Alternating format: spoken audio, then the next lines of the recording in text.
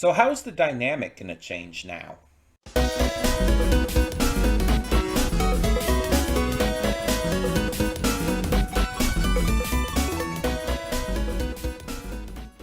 Hey everyone, welcome to Princess Gay. I'm your host Connie, and today we are here with episode 22 of Big City Greens. So, last episode we introduced, we kind of really got to introduce Cricket and Tilly's mom, and we find out why she was in prison. We find out that she kind of wants better for her kids and she's trying to turn herself around too, even though what she did, there's good intent behind it, and what she did even isn't really that bad. like, it was stupid and it was illegal, but that doesn't mean it was that bad. It's one of those cases where it's like you kind of side with her, but at the same time, it's still trying to leave a message to where, for its viewers, that she has a point, but there are better ways of going about it. It's one of those things where you just gotta view it in a different way,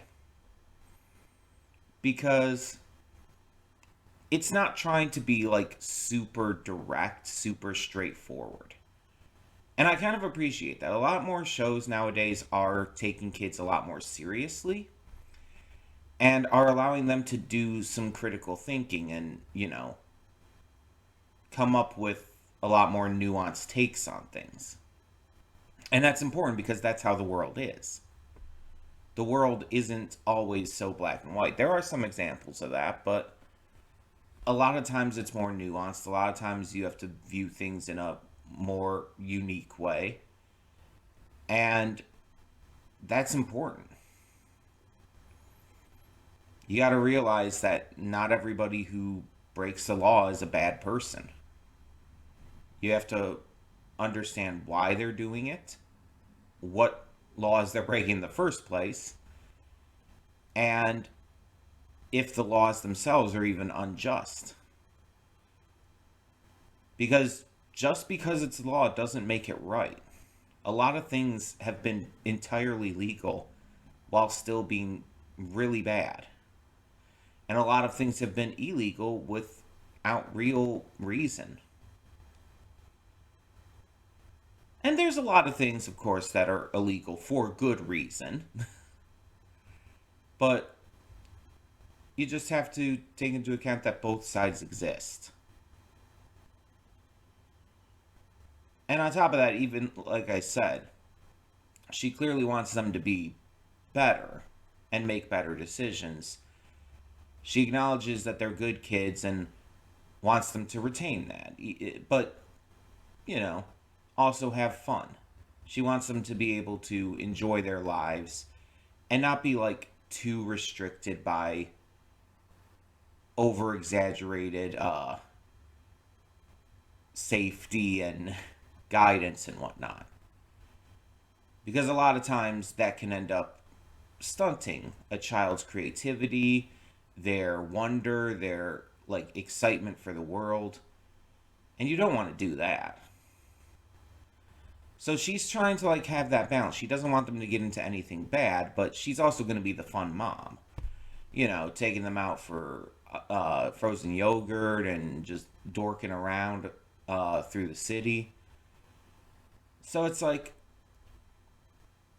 I like the balance they're striking here. And I think that this is good for the kids who are watching it and for the adults who are watching it. Everyone can gain something from this. So, all of that being said, we're going to get into the reaction and see what this episode has in store for us. So let's get going. Hold up just a sec. Before you click that link down in the description below to get to today's video, I want to remind you of all the awesome content we have both on this channel and the Princess of Gaming channel. Let's check it out.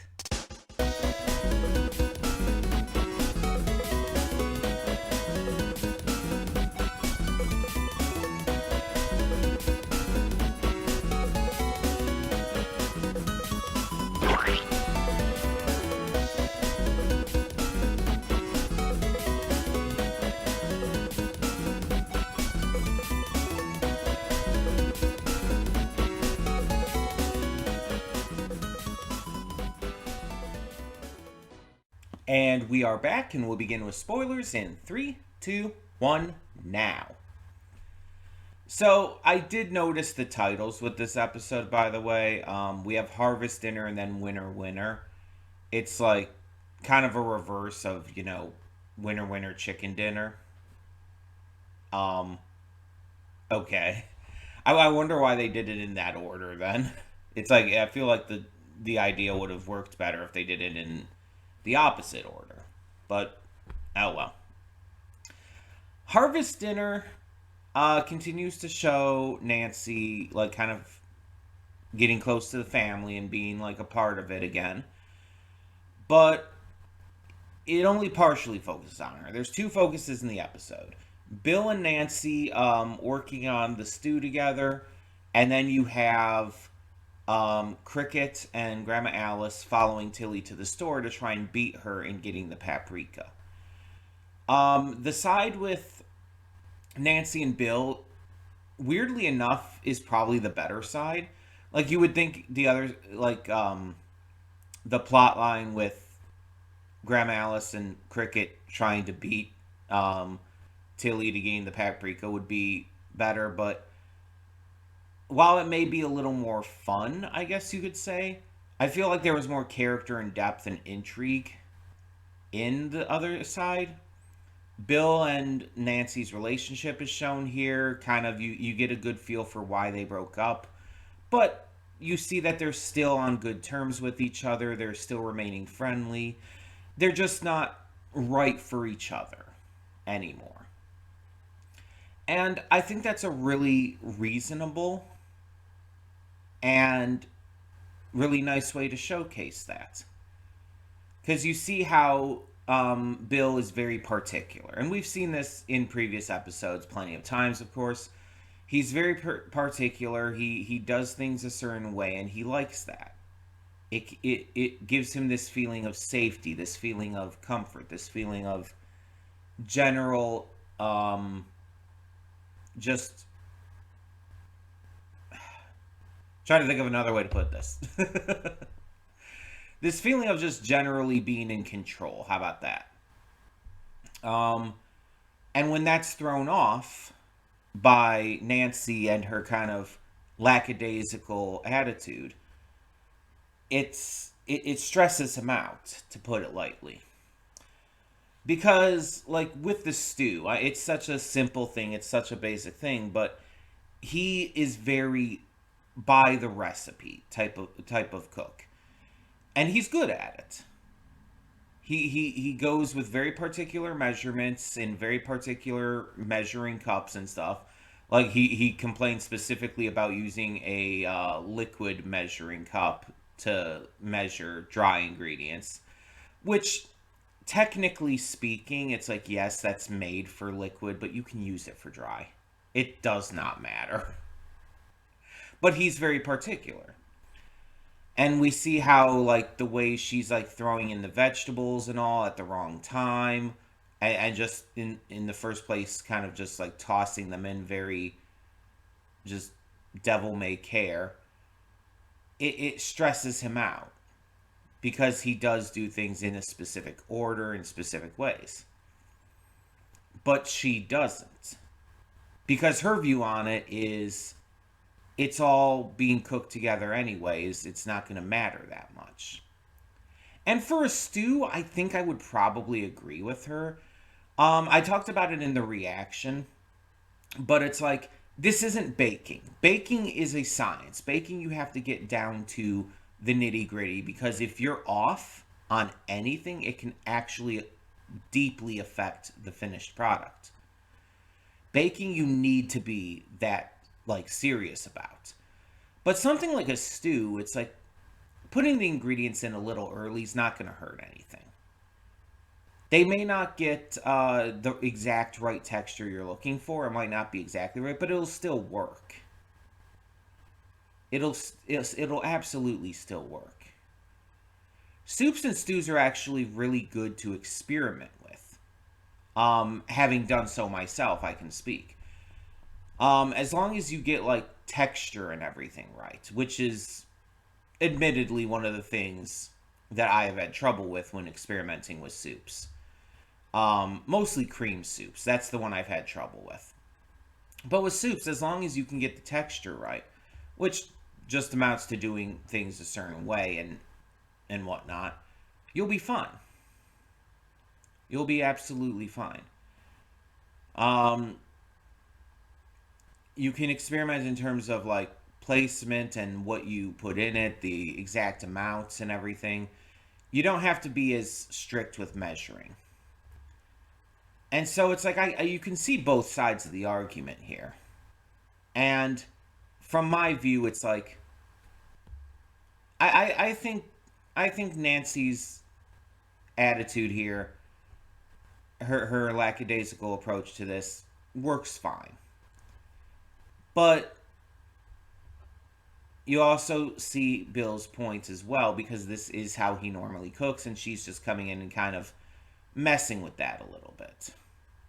But they do end up still remaining on good terms. They have a laugh about it. It's still nice to see.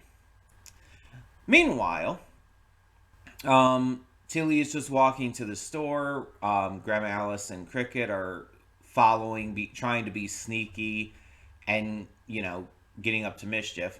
And when they actually get to the store, the issue comes into play that Bill was worried about. Cricket gets distracted by other things and forgets what he was there for. Grandma Alice just forgets. And Tilly ends up getting the paprika and heading out. They forget what they were supposed to be there for, so they end up getting a papaya. But realize their mistake on the way home, try to switch things out with the paprika. And eventually, when they get home, they realize that Tilly was one step ahead and emptied all the paprika into her pocket. Okay. That's a way to handle it. I guess it worked out, though. Bill accepted the handful of paprika. That was weird. But yeah, the entire reason he told Alice and Cricket to watch the pie was because apparently the animals would go after it, and he knew that they could take care of it by beating up the animals, which is a thing. And the entire kind of lesson of the segment of the episode was, everybody has their strong suits, everybody has their ways of handling things. You just need to know how to kind of divvy that up. You have to know what people are good at and how to utilize that. And that's a good lesson. Because it's true. Everyone is good at different things. Everyone has different strengths and weaknesses. And sometimes you just got to know exactly what to do with that. So, yeah. The second segment, Winner Winner, has the crew at the community center kind of all off doing their different things. Bill is trying to get Grandma Alice to get a little more limber, try to get her into shape through dancercising. And he tricks her into doing so by basically telling her, oh, maybe you're not good enough to do this. And she ends up doing it just out of spite. Because, yeah. Cricket is trying to get into this mysterious door that's, like, very high up in the gym. And doesn't seem to have a staircase going to it, but it looks like it probably did at one point. And he's joined by Remy and the two kids we've seen before, Kiki and Benny. Um, and Cricket does end up getting up there, finds out it's a storage closet. But, to make the others happy, to keep their dreams and their childlike imaginations alive, he lies to them. And you could see with his smile, like, made him happy to give them a little joy, to give them a little fun, even if the result that he discovered when going up there was disappointing. He still kept that dream alive for them, and that's cute. It's cute. Um, but you then had Tilly's, and I think Tilly's was kind of the focused one, the like main plot point to this one, because the episode is called Winner Winner. Tilly ends up meeting Community Sue, I guess someone who works at and leads the community center.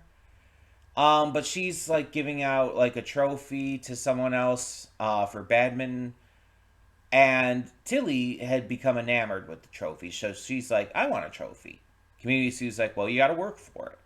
And so we see this like training, getting her to like be able to handle doing exercises, light exercises, and not reacting when a feather is tickled in her eye because, okay. And somehow that ends up being training for boxing. Don't know how or why, but whatever. Apparently, Community Sue won her trophies in the 90s for boxing. And so Tilly is just being kind of thrown in the deep end, even though she didn't do any training that actually makes sense for boxing. Um, and Tilly's big thing is that she doesn't want to fight. She even says like her hands are made to help or to do funny little things, funny little hand gestures, but not to hurt anyone. And Tilly's been a little crazy at times, but she doesn't like to hurt people. That seems very true. Um, so she doesn't end up fighting, but the other boxer, this other girl, still tries to fight her the entire time. And because Tilly is like supernaturally good at dodging, even when her back is turned to the opponent, she just ends up tiring her opponent out. When this other girl like falls to the mat, Community Sue is like, "Oh well, I guess you win. Here's a trophy." It's like, okay, sure. It's like this isn't really teaching any lessons. It's not like teaching hard work gets you the prize. It's not teaching. I mean, they kind of try to teach the idea that like about sticking by your convictions and everything will like I guess help you in the end. But it's like she didn't earn that trophy. Sticking by her convictions didn't earn her the trophy. She just kind of lucked out and was given it for not doing anything. So okay. But both of these segments had some fun imagery in them, some little fun moments. Um, Neither of them were like super great. Neither of these segments like really nailed it, I feel. But they were still good. I mean, neither of them like were bad or did anything wrong or anything. So yeah, I enjoyed them. Um, but before we close this out, I do want to remind you all that starting next week, Big City Greens will be on Tuesdays. Due to us slimming down the schedule, we're having to move a couple things around slightly. Big City Greens will be moving to Tuesdays and will just be on their own. Um, Adventure Time will remain here on Wednesdays and be on its own. We're just cutting back on a few things on the channel, changing up the schedule a little bit, just to make it a little easier on me as we start to head into the heavier season of recording. Tend to do a lot during the fall and winter times of year, so we're on our way to dealing with that a little bit early. But yeah, so we'll have more Big City Greens coming, but next week we start doing it on Tuesdays. That's the only real change here. So, all of that being said, thank you so much for tuning in. Let me know your thoughts on this episode and both segments therein. And for now, I'm Connie, and I'm signing off. See y'all next time.